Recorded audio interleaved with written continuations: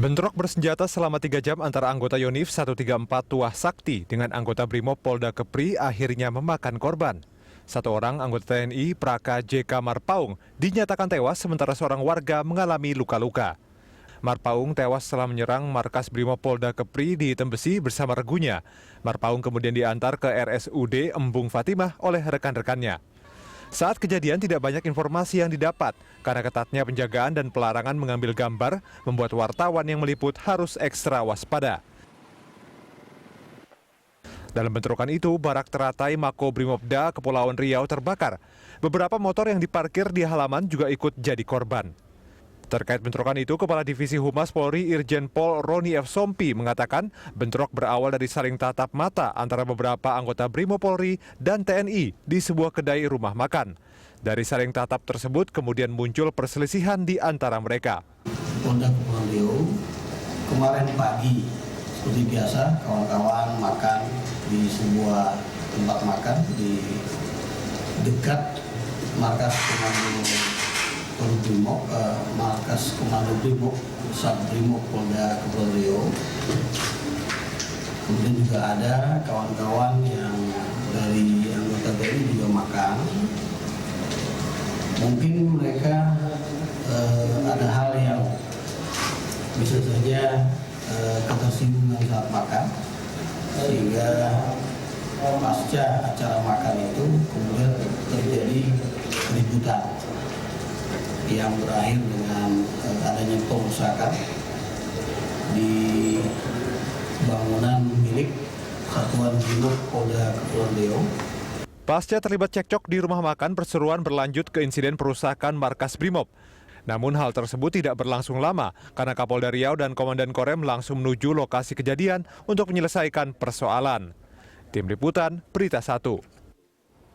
Bentrokan antara TNI Polri seakan tak kunjung usai. Dua institusi pertahanan dan keamanan negara yang sedianya berfungsi menciptakan rasa aman bagi masyarakat justru bertindak sebaliknya. Tak urung bentrokan antara dua lembaga bersenjata itu kerap menciptakan suasana mencekam bagi masyarakat yang ada di sekitarnya. Lalu sebenarnya ada apa dengan mereka? Adakah yang salah dalam tata kelola kedua lembaga, terutama berkaitan dengan pembinaan dan pendidikan para stafnya? Dan pemirsa, untuk membahas insiden bentrokan tak kunjung usai ini, kita telah bersama kami di studio pengamat militer Al-Araf dan nanti Menko Polhukam Tejo Edi Purdiatno yang berada di kantor Menko Polhukam Jakarta juga akan bergabung bersama kita. Mas Al-Araf, ini kalau kita bicara soal bentrok TNI Polri, saya punya beberapa catatan. Ini ada 5 saja ya yang saya punya. Ada di Sampit tahun 2001, ada Brimob tembaki Kostrad di Gorontalo, kemudian ada bentrok Yonif Linut dan Brimob sekali lagi di Binjai. Terus dan beberapa hal lain lah. Dan terakhir ini sekarang di Batam. Apa sebetulnya yang terjadi menurut Anda? Ya, bentrok TNI Polri ini satu hal yang disayangkan ya. Karena memang dan memprihatinkan ya. Karena kedua institusi ini harusnya memberikan jaminan rasa aman. Tapi justru yang terjadi mereka menimbulkan rasa ketidakamanan di masyarakat.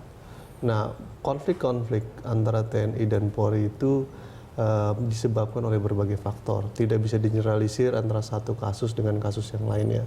Nah, saya melihat apa yang terjadi kemarin kan sebenarnya dipersoalkan karena permasalahan yang sepertinya sederhana sekali karena ribut dua orang lalu kemudian berkembang jadi penyerangan gitu ya. Nah, dalam kasus kemarin ribut 1-2 orang tapi yang berkelahi jadinya jadi banyak. Sekelompok orang dengan kelompok yang lain gitu. Ini ada semangat korps ya. Semangat korps ada, tetapi semangat korps itu semangat yang salah dan tidak benar gitu. Semangat korps itu untuk membangun bela negara di dalam melindungi negara dari ancaman pertahanan dari luar gitu misalkan atau dalam menjaga keamanan, bukan untuk menembak aparatnya sendiri. Saya melihat dalam peristiwa kemarin sebenarnya peristiwa ini tidak perlu terjadi. Jadi kalau melihat peristiwa kemarin, saya ingin mengatakan bahwa apapun alasannya, penyerangan terhadap markas Brimob tidak dibenarkan. Ya, bukan hanya bentrokan yang terjadi kemarin sebetulnya, Mas Araf, tapi semua bentrokan TNI dan Polri ini tidak perlu terjadi sebetulnya kan? Seharusnya tidak perlu terjadi. Kalau kemudian pemerintah dan parlemen melihat bahwa peristiwa bentrokan-bentrokan selama ini harus dievaluasi secara mendalam dan kemudian diambil langkah-langkah preventif untuk mengatasi agar bentrok-bentrok itu bisa diminimalisasi. Anda tidak melihat hal itu dilakukan selama ini? Saya tidak melihat satu langkah-langkah yang baik di dalam upaya meminimalisasi bentrokan-bentrokan tersebut. Misalkan saya ambil contoh ya, persoalan ini kan tidak lepas dari bagaimana membangun realisasi kerjasama yang baik antara TNI dan Polri gitu ya. Dan kerjasama itu sebenarnya bisa dilakukan dengan membentuk regulasi apa yang disebut dengan Undang-Undang Tugas Perbantuan. Tapi sejak Undang-Undang TNI dan Undang-Undang Polri dibuat, undang-undang tersebut tidak kunjung dibentuk hingga saat ini. Artinya semenjak TNI dan Polri itu terpisah ya? Iya, sejak TNI dan Polri terpisah, sebenarnya banyak hal yang itu merupakan suatu hal keharusan dari demokrasi karena memang dua institusi itu berbeda.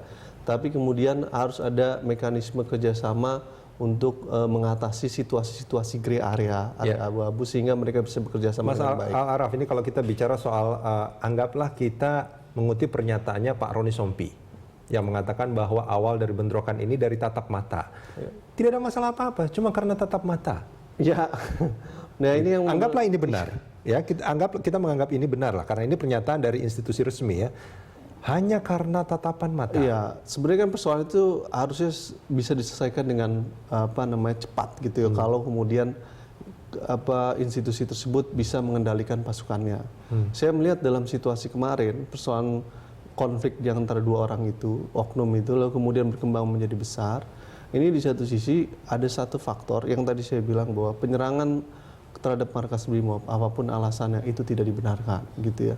Nah, oleh karenanya pertanyaannya adalah penyerangan itu kan dilakukan yang cukup menjadi perhatian publik pada malam hari itu ya, dengan tembak menembak. Nah, seharusnya dari siang sampai sore itu Pangdam dan Rem atau Dandim sudah bisa mengontrol pasukannya di. Anda melihat sebetulnya intelijen dari kedua belah pihak ini tidak bekerja dengan baik dong? Saya tidak melihat adanya upaya kontrol yang baik dari Pangdam terhadap anak buahnya yang ada di batalion. Kita akan sambung di segmen berikut nanti, Mas Araf.